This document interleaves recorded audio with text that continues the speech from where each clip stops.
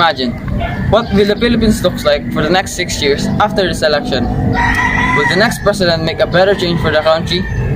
Will you make the right decision of choosing your candidates in this election?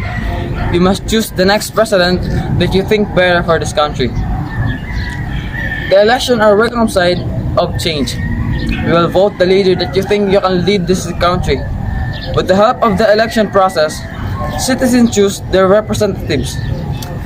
Citizens of the Philippines vote for the leader and political party they wish to rule and represent them in a democratic process. Philippine presidential elections are usually split in two parts, a presidential campaign and a national campaign. This involves political campaigning by multiple political parties in the Philippines who are all fighting for votes from all eligible voters. Duterte and his Vice President Leni Robredo won the previous election in May 2016. Pumpers have already declared their candidacy for the 2022 election. Days from now, the Philippines will elect a new president. No matter who wins, he or she will face with the same challenge: how to lift millions of people out of poverty. There's a lot of issues surrounding the president election in this upcoming May 9, 2022.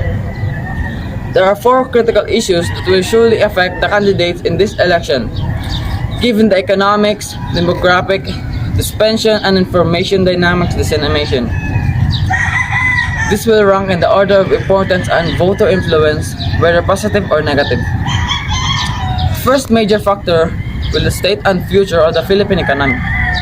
Whoever is elected president in May will face the following economic challenges: how growth performance, that is, get the economy moving again; increase employment opportunities for Filipinos; promote economic and food security for employees; enhance living standards in the country, and more.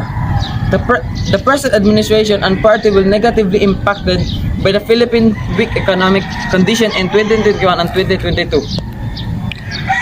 The C and D economic groups, which account for 40% of the voters, will vote their stomachs even with the command votes or politician persuaded by money or vote buying.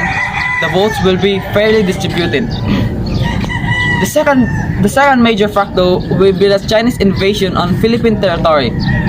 All of the business chambers, social and civic organizations, and labor unions have voiced their strong opposition to intrusion and consequences on the major and social media. Some cabinet members have publicly stated their opposition to Chinese intrusion, while others have remained mute. The vast majority of the population is opposed to Chinese invasion, and the government's incompetent activities, and this will be a heavy burden for the current administration candidates. This problem has cultural dimension, as Filipinos perceive it as a foreigner stealing from their home. The third major issue is the COVID pandemic. We pale in contrast to countries of equal and economic standing when it comes to delayed border closure, with China lockdown, insufficient testing and tracing, vaccine procurement, and vaccination. It was difficult to accept the public health management, social elevation, and even the communication.